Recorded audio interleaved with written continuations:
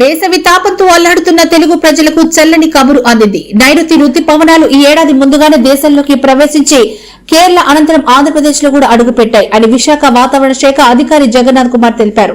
రాష్ట్రంలోని రాయలసీమ ప్రాంతంలోకి సోమవారం ప్రవేశించడంతో వర్షాల కోసం ఎదురుచూస్తున్న రైతుల్లో ఆశలు చిగురించాయని తెలిపారు. నైరుతి రుతుపవనాల ప్రభావం మరోవైపు బంగాళాఖాతంలో అల్పపీడనం ప్రభావంతో రాగల వారం రోజుల పాటు విస్తారంగా వర్షాలు కురుస్తాయని తెలిపారు. తరువాత మహారాష్ట్రలోని కొన్ని భాగాలు, కర్ణాటకలోని కొన్ని భాగాలు, తమిళనాడులో మిగతా భాగాలు, తరువాత తెలంగాణలో కొన్ని భాగాలు, ఆంధ్రప్రదేశ్లో కొన్ని భాగాలు, మధ్య పశ్చిమ బంగాళాఖాతంలో మరికొన్ని భాగాలు, ఉత్తర బంగాళాఖాతం మరియు ఈశాన్య రాష్ట్రాల వరకు విస్తరించింది. ప్రస్తుతం ఉన్న పరిస్థితులను అనుసరించి రాబోయే కొన్ని రోజుల్లో ఈ నైరుతి ఋతుపవనాల పురోగమనం మరింత ముందుకు సాగే అవకాశం ఉంది.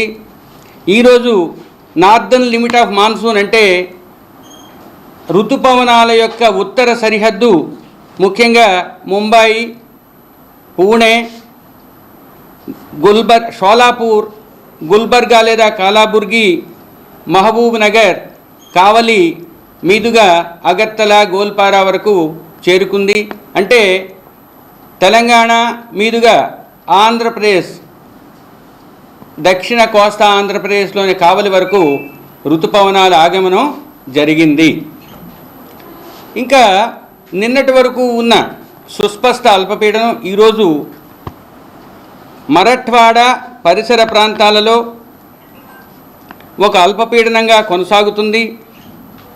ఆ అల్పపీడనం మధ్య ట్రోపావరణం వరకు విస్తరించి ఉన్నది. ఈ ఉపరితల ఆవర్తనం దీనికి అనుబంధంగా కొనసాగుతుంది.